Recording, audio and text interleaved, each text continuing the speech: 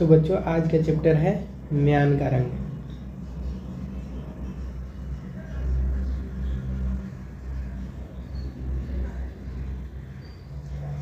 म्यान का रंग। दो राजा था, अरक्सी और खरक्सी। दोनों में पुश्तैनी दुश्मनी थी। बात बात पे उनकी तलवारें एक दूसरे पर तन जाती थी, लेकिन दोनों ही राजाओं को दुश्मनी का कारण नहीं पता था। बस दुश्मनी थी इसलिए निभाना जरूरी था।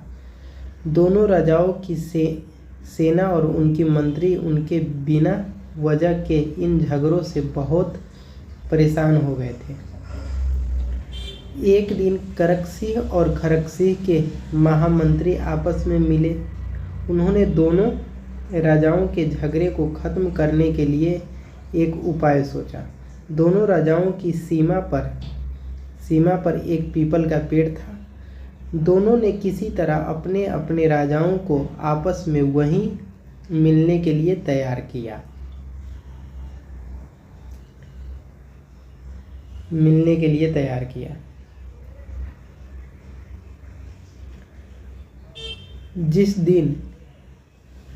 जिस दिन दोनों राजाओं को पीपल के पेड़ के नीचे मिलना था, उस दिन सुबह ही उस पेड़ के एक डाल पर दोनों राजाओं के मंत्रियों ने एक कीमती म्यान लटका दी थी। निश्चित समय पर करक्सी और खरक्सी पीपल के पेड़ के पास पहुंच गए। एक पेड़ के इस तरफ अपनी सीमा में था और दूसरा पेड़ के उस तरफ अपनी सीमा में। दोनों पेड़ के करीब पहुंचे। दोनों ने एक दूसरे का अभिवादन किया। फिर उनकी नज़र पेड़ पर लटकी म्यान पर पड़ी।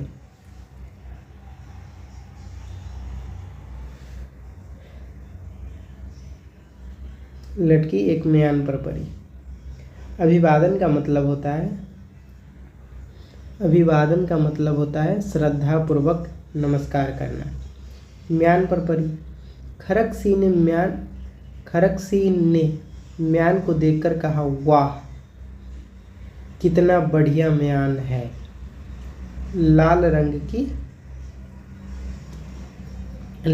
की इसकी म्यान में जो जरे रत्न इसकी खूबसूरती और अधिक बढ़ा रही है। यानी कि म्यान में जो लाल रंग की मोती लगी है वो म्यान की खूबसूरती को और बढ़ा रही है, राजा कह रहे थे, खरक्सी कह रहे थे। तो फिर करक्सी ने कहा, क्या कह रहे हो खरक्सी? म्यान बहुमूल्य जरूर है, पर यह तो सफ़ेद रंग का है और इस पर मोती जरे हैं। खरक्सी कह रहे हैं कि तुम क्या कह रहे हो? ये म्यान तो सफ़ेद रंग के है और इन पे मोती जरी हुई है, इस पर मोती जरे हुई है। खरक्सी ने गुस्सा आ गया और बोला, तुम झूठ बोल रहे हो। मुझे साफ दिखाई दे रहा है कि यह म्यान लाल रंग का है। करक्सी कह रहा है कि तुम झूठ बोल रहे हो। खरक्सी को कह रहा है कि तुम झूठ बोल रहे हो, ये म्यान लाल रंग का है।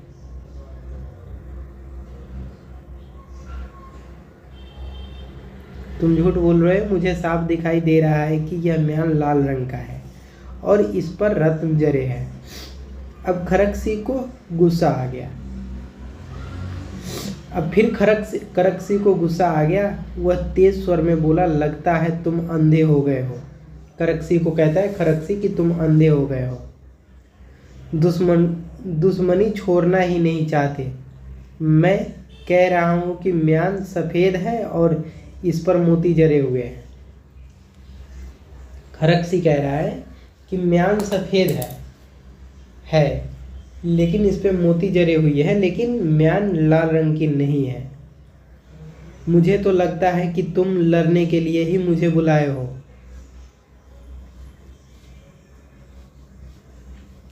करक्सी कहता है कि मुझे तो लगता है तुम लड़ने के लिए ही मुझे बुलाए हो। इतना कहकर खरक्सी ने तलवार निकाल लिया। इतना कह करके खरकसी ने तलवार निकाल लिया।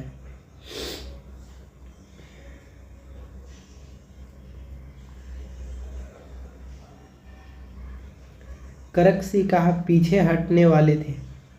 खरकसी कहाँ पीछे हटने वाले थे, उन्होंने भी अपनी तलवार खींच ली। दोनों ने अपनी तलवारों हवा में लहराई और लड़ने के लिए तैयार हो गए। दोनों ने अपना अपना तलवार निकाल करके हवा में लहराया और दोनों लड़ने के लिए तैयार हो गए। जैसे ही एक दूसरे पर वार करने के लिए आगे बढ़े, वहां छिपे दोनों राजाओं के महामंत्री सामने आ गए। वे बोले, राजन रुकिए, लड़ने से पहले हर पहलू पर विचार कर लेने में ही समझदारी है। दोनों के मंत्री आए और दोनों राजाओं को बोले कि लड़ने से पहले एक बार दोनों पहलुओं को जांच ले। सभी को आपस में लड़ने से पहले दोनों पहलू को जांच लेना चाहिए।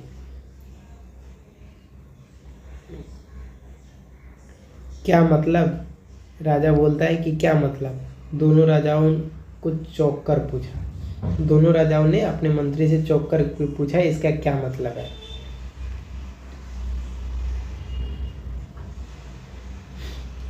आप दोनों इस म्यान के कारण लड़ने पर उतारू है, लेकिन यदि आप दोनों इस म्यान को दोनों तरफ से देख लेते तो लड़ाई की नौबत ही नहीं आती। राजा के मंत्री कह रहे हैं, आप दोनों लोग लड़ने पे उतारू हो, अगर आप दोनों लोग म्यान को दोनों तरफ से देख लेते तो लड़ने की नौबत ही नहीं आती। असल में आप दोनों सही बोल रहे हैं। यह म्यान एक तरफ से लाल है और दूसरी तरफ से सफ़ेद है।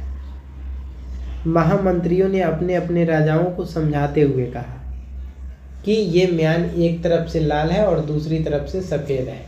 आप लोग दोनों राजाओं दोनों तरफ से देख लो। क्या? दोनों राजाओं आश्चर्यचकित रह गए। जी हाँ, मंत्रियों ने उत्तर दिया, महाराज, लड़ाई अक्सर तकलीफ के कारण होती है। यदि आप दोनों इस म्यान को जांच परख लेते हैं तो यह नौबत आती ही नहीं। अगर आप दोनों लोग लड़ने से पहले इस म्यान को दोनों तरफ से देख लेते तो लड़ने की नौबत ही नहीं आती, मंत्री कह रहा है। अब दोनों राजाओं को अपनी गलती का एहसास हुआ। उन्हें अपने मंत्रियों की बात में समझ में आ गई। इस दिन के बाद उन्होंने प्रण कर लिया कि वे भविष्य में कभी नहीं लड़ेंगे। इस प्रकार मंत्रियों के सूझबूझ ने दोनों राजाओं की पुश्तैनी दुश्मनी को ख़त्म हो गई। पुश्तैनी दुश्मनी यानी कि कई पीढ़ियों की दुश्मनी चलती आ रही होती है, उसे पुश्तैनी दुश्मनी कहते हैं। तो बच्चों, इस कहानी से हमें क्या शिक्षा मिली? तो इस कहानी से हमें ये शिक्षा मिलती है कि हम दो लोग जो आपस में लड़ते रहते हैं, उन दोनों लोगों को आपस में दोनों पहलुओं पर विचार कर लेना चाहिए कि कौन सही है और कौन गलत है।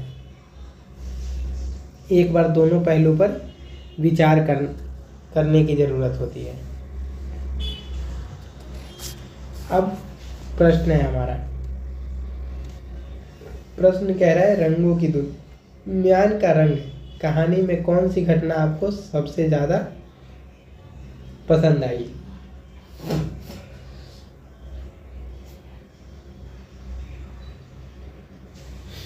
तो म्यान की रंग कहानी में सबसे पसंद हमको उन दोनों मंत्री की बात आई कि जो मंत्री आपस में तलवार पैर पर लटका करके अपने दोनों राजाओं के बीच के दुश्मनी को ख़त्म करने को चाहा। धन्यवाद दोस्तों, आज के लिए इतना ही।